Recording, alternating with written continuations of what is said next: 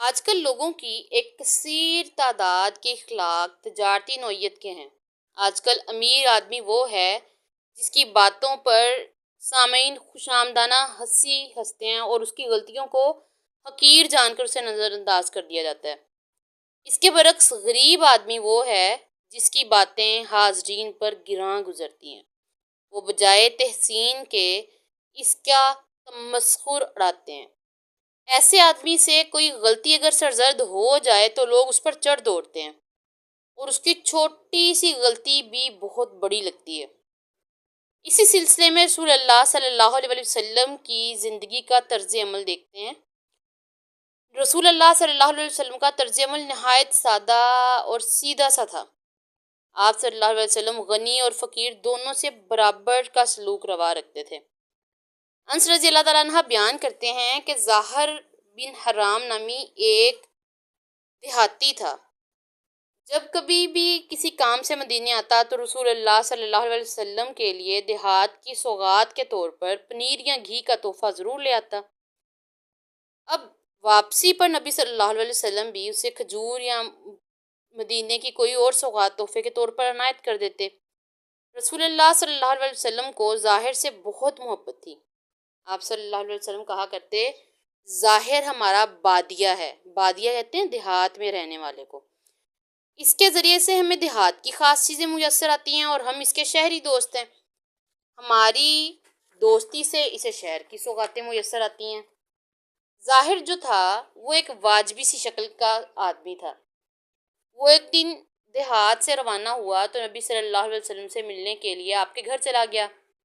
اب آپ صلی اللہ علیہ وسلم تب گھر پر نہیں تھے۔ ظاہر کے پاس تجارت کا کچھ سامان بھی تھا جسے لے کر اس نے بازار جانا تھا۔ تو رسول اللہ صلی اللہ علیہ وسلم کو ظاہر کی آمد کا جب پتہ چلا تو آپ صلی اللہ علیہ وسلم بازار جا کر اسے تلاش کرنے لگے۔ اب ایک جگہ پر آپ نے اسے دیکھ لیا۔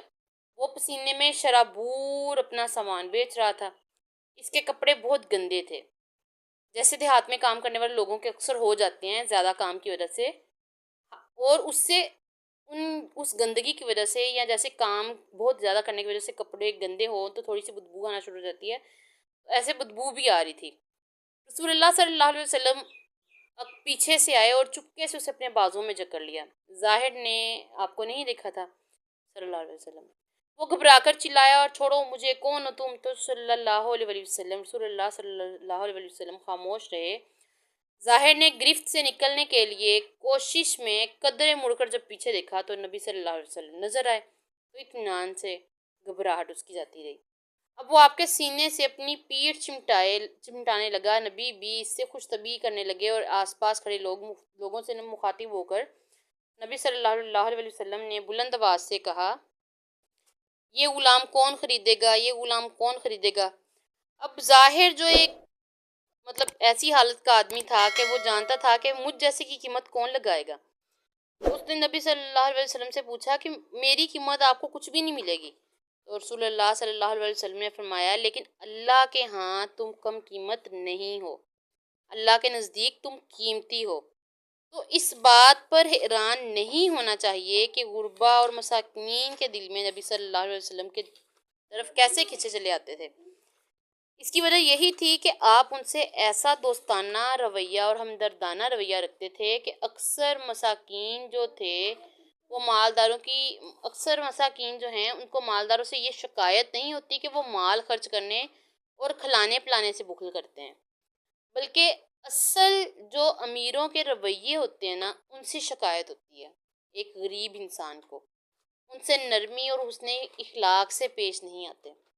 کتنے ہی غریب لوگ ایسے ہوں گے جن کے منہ پر آپ مسکرا دیتے ہیں اور ان کی عزت نفس کا خیال رکھا تو انہوں نے آپ کے لیے رات کی تاریکیوں میں دعائیں کی ہوں گی، اللہ کے سامنے آپ کے لیے ہاتھ اٹھائے ہوں گے۔